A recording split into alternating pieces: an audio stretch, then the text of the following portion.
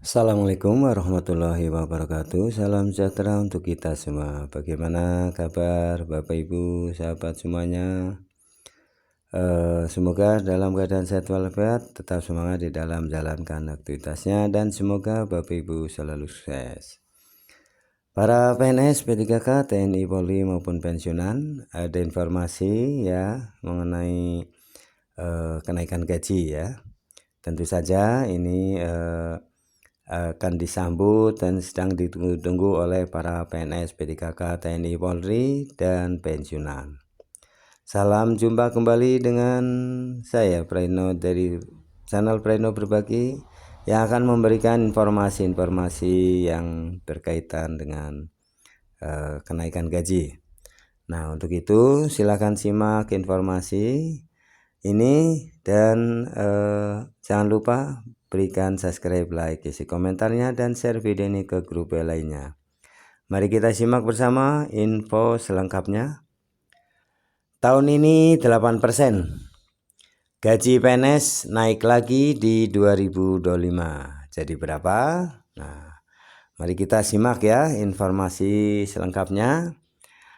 Sudah kita ketahui bersama bahwasanya tahun 2024 ya, per Januari kita sudah naik gaji ya untuk para PNS, TNI, Polri, P3K ya sebesar 8%, dan untuk pensiunan sebesar 12%.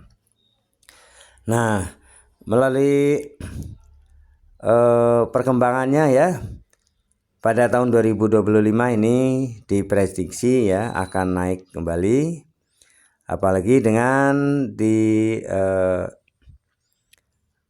berlakukan atau diusulkan oleh pemerintahan Presiden terpilih Prabowo Subianto yang akan menentukan kebijakan berapa persen akan kenaikannya. Nah, untuk itu silakan simak informasi ini selengkapnya.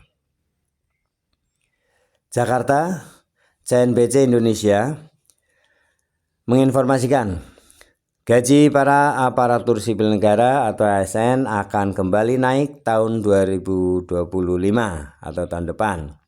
Setelah pada tahun ini naik sebesar 8% sesuai peraturan pemerintah atau PP nomor 5 tahun 2024. Rencana kenaikan gaji ASN termasuk di dalamnya pegawai negeri sipil atau PNS pada tahun 2025 ini telah dikonfirmasi oleh Menteri Koordinator Bidang Perekonomian Airlangga Hartarto. Ya, kalau penyesuaian kan ke atas. Ya, seperti itu disesuaikan ya, artinya dinaikkan. Kata Airlangga di kantornya. Sebagaimana diketahui, pemerintah telah menetapkan kebijakan khusus bagi para ASN pada 2025. Kebijakan itu tertuang dalam dokumen kerangka ekonomi makro dan pokok-pokok kebijakan fiskal KM PPKF 2025 ya, edisi pemutakhiran. Jadi di sini sudah tercantum ya dengan jelas rencana mengenai penyesuaian gaji ya, atau istilahnya dengan kenaikan gaji. Nah, ini sudah tertuang di dalam dokumen ya, sudah dirapatkan dengan DPR dan sudah tertuang secara resmi dalam dokumen kerangka ekonomi makro dan pokok-pokok kebijakan fiskal KM PPKF 2025 edisi pemutakhiran. Secara umum, kebijakan belanja pegawai pada 2025 pemerintah jamin konsisten melanjutkan proses reformasi birokrasi ke arah adaptasi pola kerja baru yang memanfaatkan teknologi informasi dan komunikasi atau TIK untuk mendorong produktivitas. Arah kebijakan belanja pegawai pada tahun 2025 atau tahun pertama efektifnya APBN pemerintahan Presiden terpilih Prabowo Subianto akan difokuskan pada 4 tujuan utama. Pertama ialah meningkatkan efektivitas dalam dan efisiensi ya, birokrasi sebagai kunci keberhasilan. Reformasi fiskal melalui penguatan implementasi manajemen ASN. Digitalisasi birokrasi dan layanan publik, serta adaptasi fleksibel working arrangement ya. Nah, kedua, meningkatkan kualitas belanja pegawai dengan tetap menjaga konsumsi aparatur negara, antara lain melalui pemberian THR dan gaji ke-13, pensiunan ke-13, dan penyelesaian gaji ASN. Yang ketiga adalah reformasi sistem jaminan pensiunan dan jaminan hari tua pegawai negeri sipil PNS. Keempat, menuntaskan implementasi reformasi birokrasi secara menyeluruh untuk mewujudkan birokrasi dan layanan publik yang lebih berkualitas, profesional, dan berintegritas. Jadi Bapak Ibu di sini jelas ya pada poin kedua, yaitu meningkatkan kualitas belanja pegawai dengan tetap menjaga konsumsi aparatur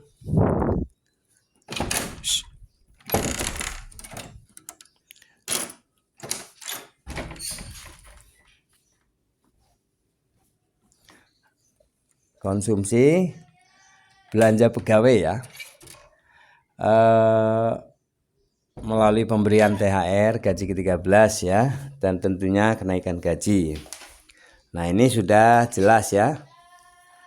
Nah, untuk itu maka perlu kita pahami bersama ya, bahwasanya setiap tahun ini sudah tradisi ya, bahwa ada kenaikan gaji, kemudian penetapan pencairan gaji ke-13 maupun THR.